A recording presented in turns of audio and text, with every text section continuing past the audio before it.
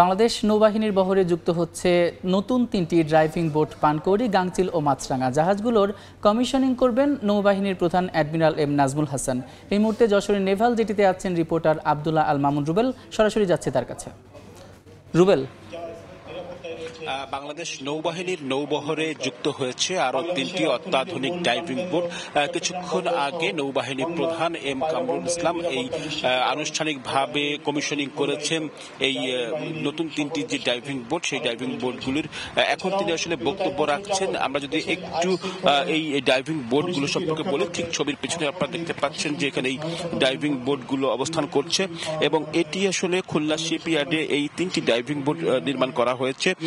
Diving বোটগুলোর নাম যথাক্রমে পানকৌড়ি, গাংচিল এবং মাছরাঙা।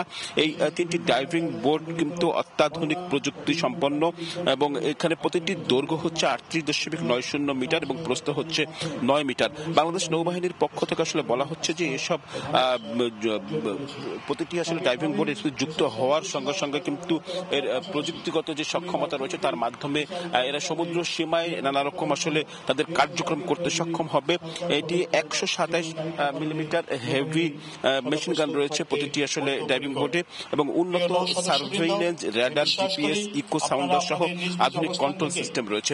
কমিশনকৃত ডাইভিং বোট সমূহ শক্তিশালী সময় সামুদ্রিক নিরাপত্তা প্রদান সহ ডাইভিং অপারেশন বা উদ্ধার অভিযান পরিচালনা, স্যালভেজ অপারেশন, দুর্যোগ ও ত্রাণ তৎপরতায় অংশগ্রহণ করতে পারবে।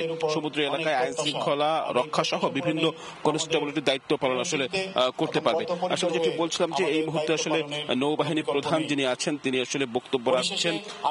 আমরা একটু শুরুতে বলছিলাম যে নৌবাহিনীর প্রধান অ্যাডমিরাল এম নাজমুল হাসান তিনি প্রধান অতিথি হিসেবে এই বক্তব্য রেখে এটি আসলে আনুষ্ঠানিকতা আসলে শেষ করছেন।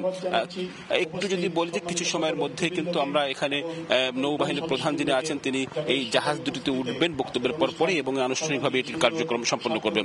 তো আমার কাছে এই ছিল খুলনা থেকে বাংলাদেশ নৌবাহিনীতে যুক্ত হওয়া 3টি যে জাহাজ তার সবশেষ খবর। যশোরের নেভাল জেটি থেকে যুক্ত ছিলেন সহকর্মী রুবেল।